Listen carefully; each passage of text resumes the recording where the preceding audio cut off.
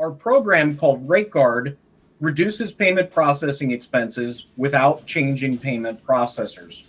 And that's important to note, as there's oftentimes resistance from merchants to change payment processors. From a merchant's perspective, that usually involves a lot of paperwork, changes to internal processes and software, and dealing with another merchant service provider, along with attempting to negotiate new fees.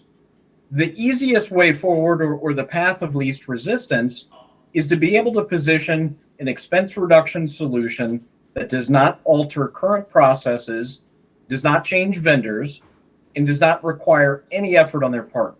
It's simple. Enroll in a program that reduces your rates, monitors them, and protects them from rate increases. As I said, we've been in the payments industry for over 20 years.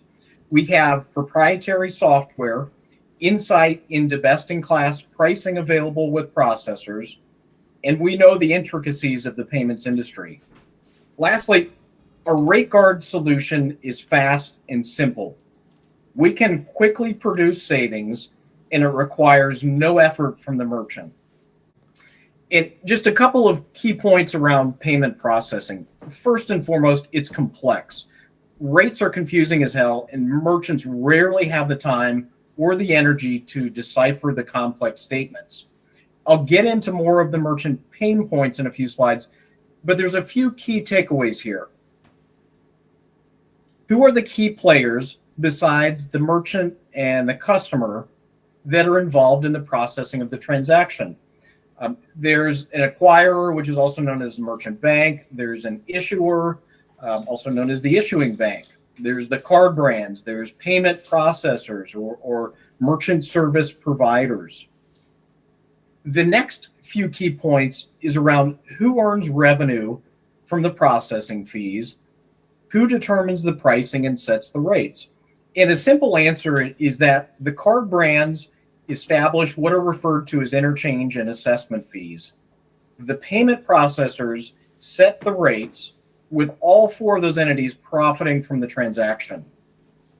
Then lastly is the concept of payment processing plan types. This refers to the pricing structure on the merchant account.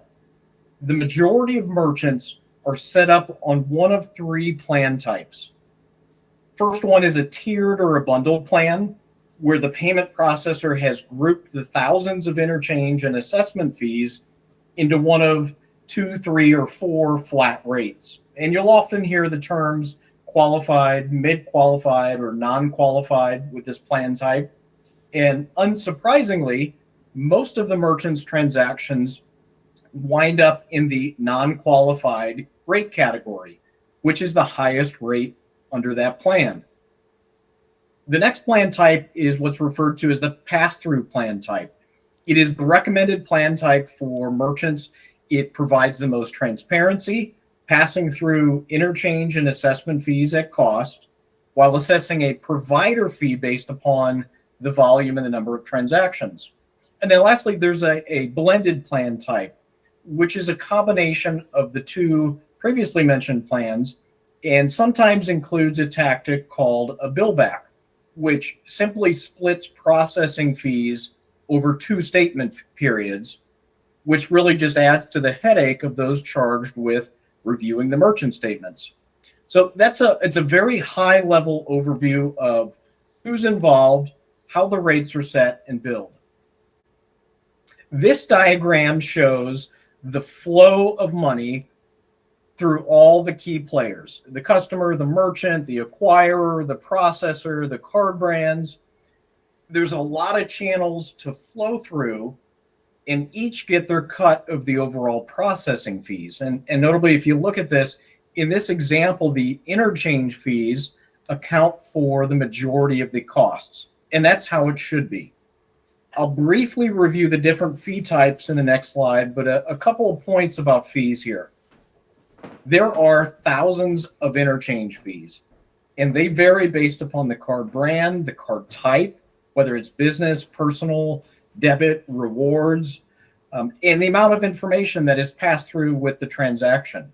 So, for example, the interchange rate on a regulated non-PIN debit card is 0.05%. That's 5 basis points. The interchange rate on some corporate cards is 2.65%, 265 basis points. So that's quite a variance between those. And while all the fees are billed by the payment processor, the issuing bank gets the interchange fee. And remember, the issuing bank is the institution that provides the credit card to the customer. So if you've ever wondered how you're able to get 2% cash back on your purchases while using certain credit cards, the answer is the rebate to you, the customer, is funded through the collection of the interchange fees. And so as you can see, there's a lot of hands in the pot, each collecting their share of processing fees. And when we audit a statement, we look at every fee and can validate the type of fee and whether it's being billed correctly. The 5 components of card fees. This is a breakdown of all of the various fees into buckets. And there's a lot of information here. I'm not going to go through it all, but it provides a visualization of the complexity of fees. So what are the merchant's pain points? Well, they're almost endless. I've said it before, but it's worth repeating. The payment processing industry is complex. Merchant processing statements are difficult to understand at best and deceptive at worst. It's nearly impossible for the average merchant to know if they have competitive rates. With thousands of fees that change twice annually and payment processors that do not use a standardized naming convention for these fees, along with the bundling of these fees under certain plan types, a merchant has no way of breaking down their own rates or comparing them to what other payment processors may offer. They have to rely on the payment processor's salespeople, who are incented and commissioned to charge the highest rates, with providing them feedback on overall expenses. And that's exactly like the fox guarding the henhouse. A merchant shouldn't rely on that vendor to provide them with insight into the competitiveness of their fees.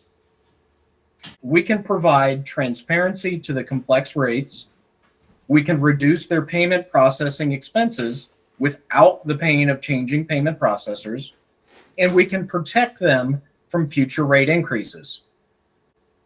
Our Rate Guard program is simple. It's highly effective and it's fast. It works with the existing payment processor.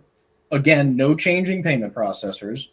There's no changes to an organization's internal processes, and there's no work required of the merchant. Savings are typically realized within 30 days. The Rate Guard program offers rate transparency, rate reduction, and rate protection, all with no risk and no effort from the merchant. There's 3 different steps to our program. First, we analyze a recent processing statement, auditing every fee and uncovering the savings potential. Next, we optimize the account with the existing processor, and then we protect them from future rate increases. And the Rate Guard program works. On average, our merchants are experiencing a 28% reduction in payment processing fees. That's a huge savings opportunity for merchants. This slide provides a high-level overview of the 3 steps. And over the next couple of slides, I'll dig a little bit deeper into each of these steps. So again, the first step, analyze. It only requires the merchant to provide 1 or 2 recent merchant processing statements and the estimated annual processing volume. Using those statements, we audit against the thousands of fees, and we score their pricing based upon 11 key areas, which include hidden fees and overbilling, markup to processing rates, current versus optimal plan type, the processing volume and the fee structure, the impact of downgraded transactions, and the benchmarking of processing rates. So on the right side of the slide are some images of the analysis report that is presented to the merchant in this step. During the review with the merchant, we review the account setup, the pricing, areas of concern, opportunities for improvement. We discuss the Rate Guard score, which is computed by our software to determine essentially a grade for their merchant account. And just like school, The lower the grade, the worse off you're doing. Lastly, the overall savings opportunity is presented, showing the merchant the impact the rate guard program will have on their overall expenses. And regarding the submission of merchant statements and the data or the information on those statements, out of the thousands of audits that we've done, I've only been asked to provide an NDA a handful of times. We're certainly willing to do so, but just know that there's no proprietary client data exposed through the analysis. The results of the analysis are ready within 2 business days, and we then present those results to the merchant, covering the savings opportunity. The second step, optimize, this is where we dig deeper into their processing data to put together the negotiation strategy and gain access to the online merchant statements. In the diagram at the bottom of the slide, I've laid out the components of the process and really the timing behind each. And we generally start engaging the processor just a few days after the client enrolls in the program. The negotiation process takes roughly 1 to 2 weeks, depending upon the responsiveness of the processor and the overall complexity or maybe the number of linked accounts for that merchant. Once the processor agrees to the new pricing for the merchant accounts, they would also then determine the effective date. And the implementation of the new rates will vary from one processor to the next, but generally, if the rates are approved early in the statement period, then there's a good chance that processor will make them retroactive to cover the entire statement period. Otherwise, the new rates would be effective at the start of the following statement period. And this step is really internal processes, conversations with the merchant's payment processor. It's all behind the scenes, but we do provide updates and keep the client informed. The next step, protect. This is really one of the most exciting steps because we can show the merchant the impact we've had on their processing rates. And at this point, we've already set up online access to the merchant statements. So each month we download them, we run another analysis on the rates, we calculate the savings, and we bill for the program fees. The image on the right shows what the monthly analysis and invoice look like. The first month or two after negotiating new rates is really critical for review, as this is the time where a merchant is most likely to be incorrectly billed. And when the processor puts in the request for the rate change, inevitably there's a risk of error, and it's almost always in their favor.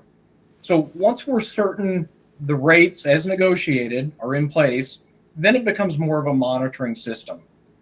Our system reviews the rates on each monthly statement to make sure the merchant is being billed correctly. We analyze them to determine whether there's other areas of eligible improvement, and we protect against rate increases imposed by the payment processor. So over the course of a relationship, we're engaging the processor several times a year to mitigate increases or to seek additional rate concessions. There is clearly an ongoing value to the merchant from this program. I also want to touch briefly on how savings is measured. It's discussed with the merchant during the savings analysis review, but I'll quickly cover the main points here. We establish a baseline rate and use that throughout the duration of the relationship to measure and determine savings. That baseline rate is the rate they were paying prior to enrolling in Rate Guard. The difference between the baseline rate and their current rate is measurable savings. So that provides a very clear and measurable impact of our service.